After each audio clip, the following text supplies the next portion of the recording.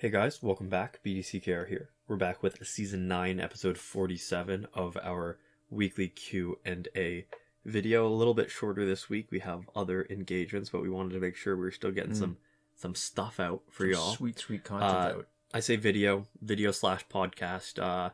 Listen to a different episode if you want to figure out what that distinction is and what it means and all the details about it. I don't need to say it every time.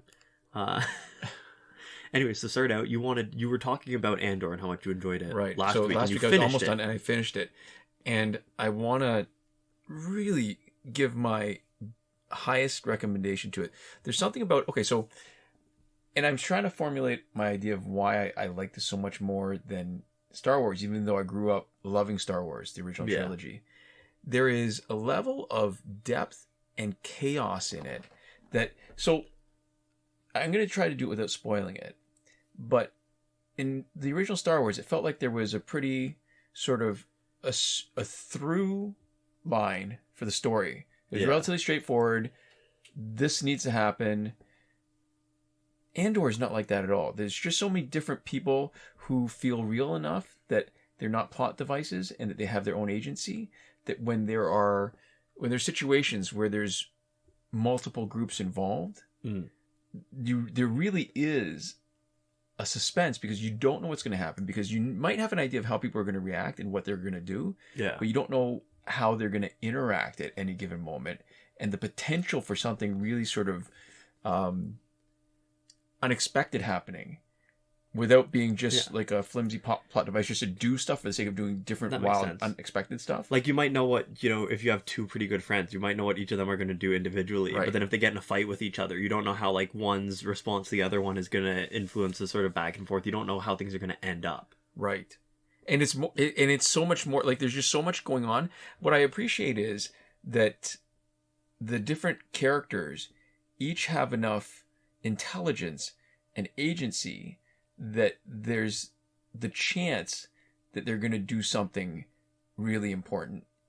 Not because they have to change characters completely. It's because they have circumstances that allow them to be who they are. That's great. So it's like it's a lot of people behaving in like consistent, rich sort of like ways that make you feel like they have a rich inner world. Right. And that they've got stuff going on, and they're not just written characters for plot, that they are characters written primarily to feel full and complete as like people. Yeah, and that's why I was going back to last week when I said that it was really grounded. Yeah. And it's grounded in a way where the characters feel very real. It feels like what you're doing is you're watching people do stuff and not somebody moving pieces around to make certain things happen. That's pretty impressive for Star Wars. Especially since we know there's something that they have to make happen, because Cassian Andor shows up I believe he shows up in Rogue One. Oh, okay. As a character. So he's going to, that there's some character development to get from where he is now to where he is then. Yeah. And I guess if you didn't... Oh, like Better Call Saul. Oh, yeah. For sure. Yeah, same idea, that there's... amazing that given the constraints that you've got, it allows for so much uncertainty and richness. Mm-hmm. And when I say richness, it really is. It's not... Star Wars used to be, the richness was different aliens, different settings and stuff. Andor feels like it's just opened up all these possibilities of just richness of character. That's cool. Yeah. So I absolutely love it. I resoundingly recommend Andor. I don't think I've seen anything better Star Wars. If you think there's something better and I'm missing it, let me know. But this is pretty spectacular. I've seen that sentiment expressed a couple places. Yeah. Okay, I have a TV show that I want to recommend, but I'm going to save it to next week so that we don't spend all of our time just talking about why shows are good. Oh, so we should talk about the footage that you're watching. Yeah. So this week, we could have done Jessica Cruz or Blackest Night Flash, and if there's enough time, probably not in this footage, because the audio we're going to record is not going to be long enough. Mm-hmm. We could have potentially done both. I'm going to focus on Blackest Night Flash because out of the two, the team is most interesting because I'm switching it around from that sort of modular thing where I just slot in any character to do the gear breaking and one character that's being highlighted to do the specials, because it feels like there's not as much variation. So this Blackest Night team, even though Flash is meant to be the star and we're not using Hawkgirl, at least not the Hawkgirl Prime, he's not the main damage dealer, because the main damage dealer is the one that does the specials, and his main limitation is his special 2. It does a lot of damage, but it really sucks because only the last hit can knock out the opponent. Mm-hmm. And until you've played it a few times, you don't realize how much of a limitation that is, because you're vulnerable to the Rebirth Raven tagging in and stealing your power when you knock out the previous opponent. Yeah. Because you're vulnerable to characters that revive.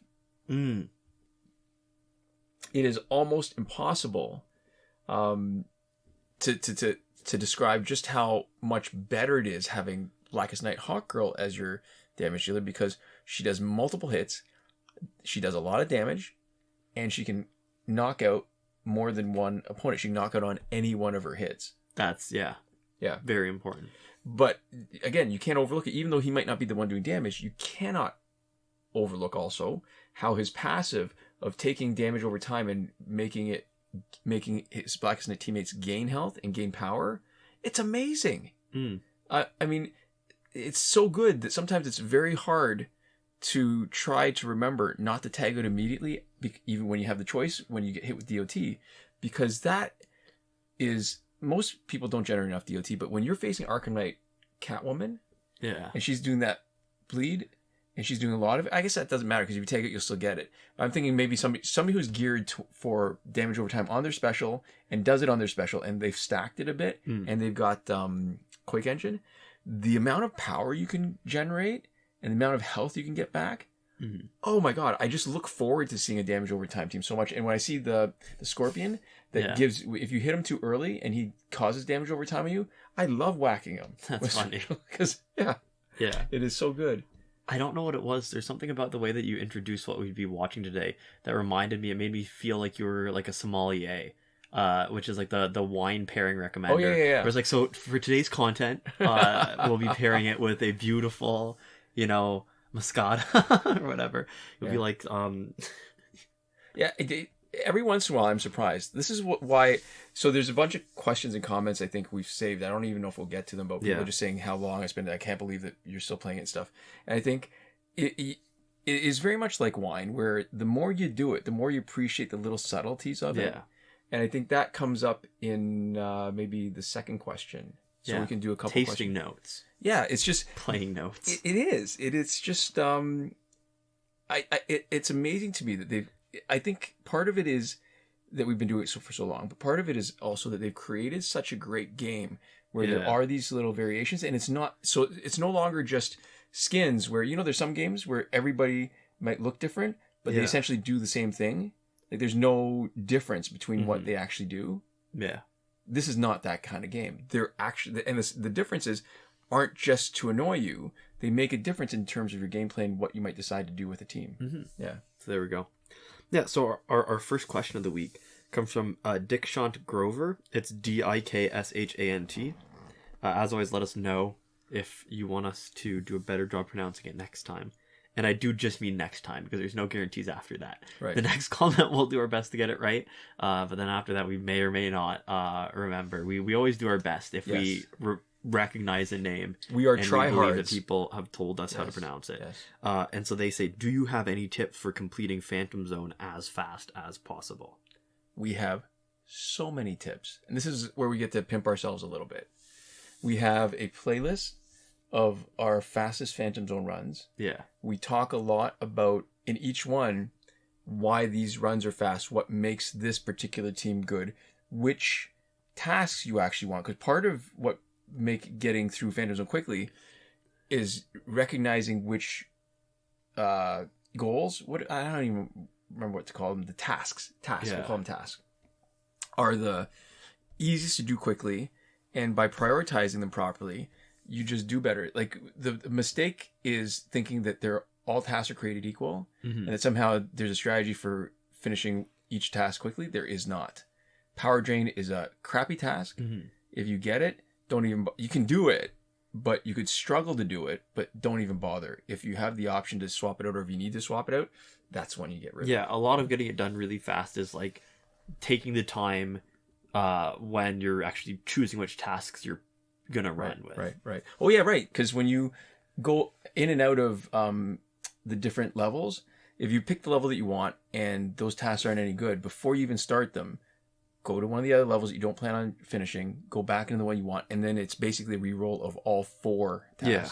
And then you still get the free reroll for a single one at the beginning if you want, after you've done a few and you end up with something that you don't want. So that's a lot of the advice. But watch the playlist. We'll link it in the description if you're interested in it. So we started off by just doing our fastest, and as each subsequent run got faster and faster, we realized that there were still, every once in a while you get lucky enough. The overall strategy I think stays the same, but we made some minor changes as we went along. There's certain things that are pretty obvious, but absolutely you should watch those. I won't recommend them as highly as I recommend Andor, but I think if you're wondering how to finish Phantom Zone quickly, that's a useful place to start. It's the second best piece of Star Wars content. Yeah, that what you said. So there we go.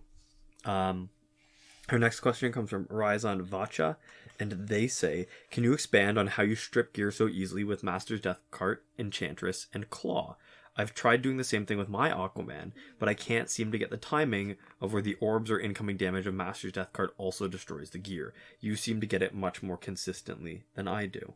Right. All right. So there's 2 things we're talking about, right? So the stripping gears, like shattering gears, Claw of Horus does that 75% chance on special 1. So it doesn't do it every time, but there's 75% chance. So that's the important part. So any kind of loadout, if you want strip gears, Claw is necessary. Yeah. Master's Death Cart, Enchantress do it completely differently.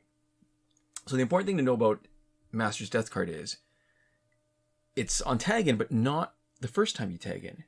So even if they start out first and you tag them out, you tag them back in, that's still their first tag in. It's the second tag in where the Master's Death Cart little, I don't even know what you want to call them, because it says they call them unblockable hits when you tag in, or unblockable 10% damage. But they're little orbs. They're little something. They're little, like, I don't know, it feels like it's like raining hail or something, like little dark pieces of hail. Yeah. But the first time you do it, they will have no impact. You can't strip gears. The second time you tag in, they will, each one will take on the gear effect that you have. So it could be shattering gear. It could be damage over time. If you tag in the second time and do a special immediately, so if you need to generate a bar of power, you have lost out on it. But if you can do a special one immediately, then you get the benefit. So each one of those orbs, I can't remember, are there 5 orbs maybe? Or hail, whatever, something like that. Each one of those potentially can trigger the special one effect that you're given by your other gears. So you do it too slowly, that's what you run in trouble with. Enchantress is interesting. That's a little different. So Enchantress, that's usually when you've got 2 bars of power. So the first bar is to trigger Enchantress. Yeah. And as the skulls come in, if you do another special one as the skulls are engaging, then you get all the effects. First time, it works. You don't have to do anything special. If you come in with 2 bars of power, you can do it. Your problem will be when it all depends on the timing. There's a specific timing when you do it, and when you get a feel for it, you'll see. The problem is you are sometimes shoved out of that window because let's say the opponent gets hit with their special, gets hit with your special. If you do your special too soon, you'll do it before the skulls come flying in. Yeah. If you wait, you're giving them an opportunity to either hit you with a special or more often, or actually you can't because the skulls are coming in. What is with a basic combo is what actually happens. So those basic attacks, if their combo is fast, that's actually good because you block it, let go of it, and then the skulls are coming in. Yeah. The problem is if their combo is actually slow, you're screwed because it takes you out of the window while you're blocking. You can't unengage your block or you will get hit. And if you get hit, you're just not going to be able to do it in right time. Yeah. So depending on what we've shown this on some other teams with where we use New 52 Wonder Woman, where she's going to be responsible for giving you power. So you're more likely to have the power when you tag in, so you don't need to use up your 3rd gear slot to generate power. Because Astral Harness really helps with that, because Astral Harness means that you don't have to worry about what they're doing. They swing, it's not engaging you, it doesn't limit what you're able to do, so you can just time it perfectly. So there's a pause of maybe like a few... if I said a number, I think I'd be lying, because I don't actually know. Mm-hmm. But it's a feel where There's a certain amount of time. you wait and pause. You get a feel for it once you've used the Enchantress gear a few times. And then at that right moment, let it go. The problem isn't getting a feel for the time. I think you'll know it when you've done it. The problem is sometimes you can't use your special at that moment for whatever reason's happening in the game. Yeah. So that's your strategy for both. Strategy for Master Death card is maybe one of the reasons why it might seem like you're doing it more consistently is people are expecting to do it on the first tag in sometimes. Right. Potentially. And you just need to do it as fast as possible. There's no sort of window Right. that involves waiting. It's just tag in, do it right away. Right. And then for Enchantress, it is a bit of a window. Right. Sometimes it's impossible to complete it, and your advice is just you can't do it right away. You have to wait a little bit, but you kind of have to get a feel for it. Right. And I guess the other thing is the reason why it might feel like you're not doing it as consistently with Master's Death card is if you're thinking that it should happen on the first tag in, and it doesn't. Yeah. It never happens on the first tag in. It just doesn't work like that, even though all the little hailstones are coming in. So just ignore those, and once you start ignoring those, then you get a better feel for how often you're actually doing it correctly and landing the multiple gear shatters. So there we go. Good stuff. Maybe one more question, quick. Yeah, I'm okay with that. So Tenshu Kaku says, I'm so annoyed, lol. I keep buying challenge packs to promote Jessica Cruz. She's Elite 2, but I keep getting Teen Titans Raven. I heard she's decent, and she's now Elite 4, so my strongest team is no longer Jessica Cruz 3 Lantern team, but now it's her, Jessica Cruz, and Elite 1 Wonder Woman 600. Sorry, there's so many letters and stuff flying at me. That I was looking for what Universe 3 was for Lantern, or what character 3 was, and then I was like, what's it all mean? And yet not, because the power Jessica Cruz has is right now, without Tantu Totem, I get my special 2 with one combo ender after Master Death Card's power, and with Green Lantern Silver or the Wonder Woman, but that's not true for Raven. And because Jessica Cruz can do that, I tag in, use a combo ender which does so much damage, and then special 2 and tag out for someone else to stall for Jessica Cruz again. Also, for Jessica Cruz, right now I'm running Mark of Lady Shiva, Master's Death Card, and Ares Sword, so should I run Gauntlets instead of Shiva? I mean, I think definitely in Survivor, but maybe not in other modes. What do you think? Right. Okay. So this is, I think the critical part of this question in order to answer it properly is recognizing if you do not have Tantu Totem, the best winning strategy is a team that's optimized for dealing basic damage. Yeah. It's a bit of a mirage, an illusion, to think that the only game-winning strategy is to just pour out a lot of specials. Because the only way you can do that is if you have Tantu Totem, because you get it back on tag-in, but even more important, you get it as soon as you knock out an opponent with a special. Yeah. And that's really where it's going to matter more often than the tag-ins. So the problem is, even though you've got Master's Death card, each time you tag in, you generate almost a bar of power, which is great, but you still have to tag in and out, and if you're not running a team with Hawk Girl, that's not happening often enough. And Jessica Cruz, you're absolutely right. Her combo ender does a large number of hits. It does a huge amount of damage. It generates a lot of power. And don't get me wrong, the power is useful. When you get a special, you will do a huge amount of damage. But to focus your gears on trying to generate that damage, or even to push that power, I think it's not nearly as useful as just coming in, laying the beats on the opponent. I think it's not a bad idea to tag in and out. It just kills time, and that's a problem. So if anything, if I had a team that didn't have Tantu Totem on it, I'd probably be tempted with a really strong basic damage dealer like Jessica Cruz to give her Astro Harness, only because every invulnerability gives me a bunch of free combos where I can do a huge amount of damage. Teen Titans Raven. Teen Titan? Is it Teen Titan or Teen Titans? I think it's Teen Titans, but I don't... Now that you're saying it, I would have felt more confident before you brought it up. And now I'm not sure. So she's actually really good. If I'm remembering correctly, she's the one that's got the not only the really interesting passive where she can has a chance to steal power and health, but she can also her special 2 is ranged, so she'd be a good person to have Master's Death card instead, only because you use Jessica Cruz, do a combo, tag her out, drop in Teen Titans Raven. She's got, in some ways, a better special too, especially if you're not taking advantage of Jessica Cruz's passive with a full Green Lantern team. Yeah. So you've got Jessica Cruz. She does a bunch of basic damage. Because you don't have Tantu Totem, your specials are basically one and done. So you do a bunch of damage, tag in Teen Titans Raven. If you're stalling for time, then generate a little bit of power while you're doing it to get to your special 2. Don't bother with the special 1. And her special 2 is huge. Does range damage, so you don't have to worry about Master's Death Card shoving the opponent back. Who's the third team? Wonder Woman. Oh, Wonder Woman's a good choice because she generates more power for the ladies.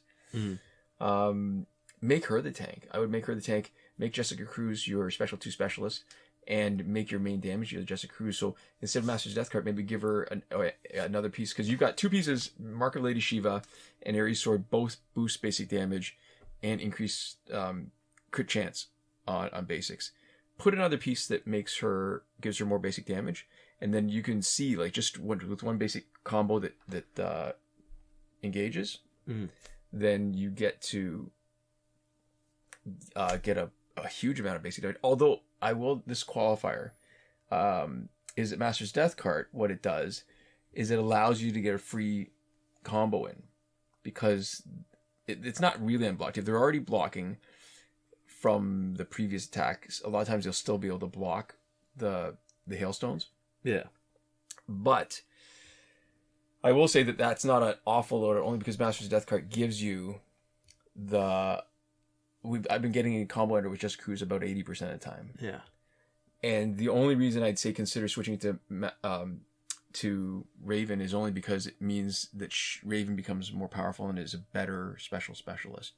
But you don't really need it because, like I said, you don't have Tantu Totems.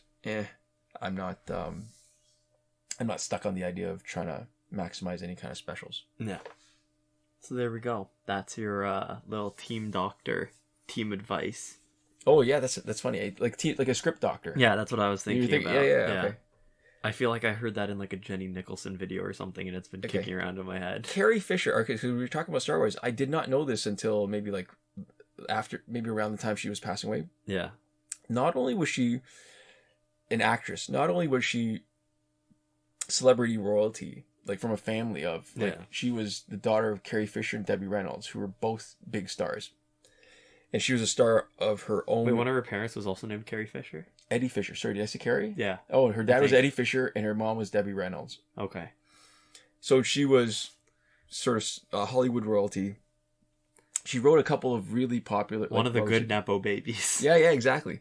A lot of... she wrote some best-selling novels. Yeah. She was also a script doctor. I did not know that. I did not know that until recently, but that she was uncredited on a few scripts where she would come in and fix things up. She was bright. Like, she was incredible for all the kind of objectification that happened. I mean, a lot of people know her. Their first sort of, if they didn't watch Star Wars, their first engagement with her was, the slave Leia, right? Like, if you watch Friends, you would have seen that, and that would have been, and she was so much more than that. Okay. I think that's enough for this week. Interesting. Right? Yeah, so to finish up, I'd like to give a shout out to Eliza Gabagool Caton. I don't even really know what gabagool is. I know it's food. It's some sort of food product. I just think it's a funny word. Really? I thought it was like one of those, like the boogeymen that you would scare your kids with. No, gabagool. It's like, it's an Italian... Oh, is it? Yeah. I thought you were going to try to say it was like baba ganoush, which is not Italian. That's like eggplant, right? Yeah, okay, I gotta look up what gabagool is now. Gabagool. It is... Okay, so the first result is, what the hell is gabagool, and why does Tony Soprano talk about it all the time? Okay, so that's Italian then. It's New York Italian Americans. It's a cured meat made from pork shoulder and neck. Okay. It's also called capicola, coppa, capicolo. So gabagool. This shout out was brought to you by Tony Soprano, I guess. Anyways. So this is where we like to thank our patrons on Patreon, and that would be Drew Chapman, Michael Devries, Irvin Ruiz, Hoshi127 currently supporting us on the credit level, and all the other patrons who have supported us during this pandemic, which is, I mean, names you're seeing now. I'd like to say that it's ending. Every time I say that, I feel like I'm jinxing it, and there's something that's happening that makes it feel like it's not, like, for somebody somewhere. It's like William Gibson when he said, "We are living in the future. It's just unevenly distributed." And the pandemic, unfortunately, by all the stats, is not ending. No, it's not, because in terms of just the effect on the world, it's pretty much still up there, still here, pretty much the same as it's been for a very long time, or worse, unfortunately. Yeah. But so thank you to all of our current and sort of recent past supporters on Patreon. Right. And thanks so much all of you for watching. We'll see you next time. Komoda.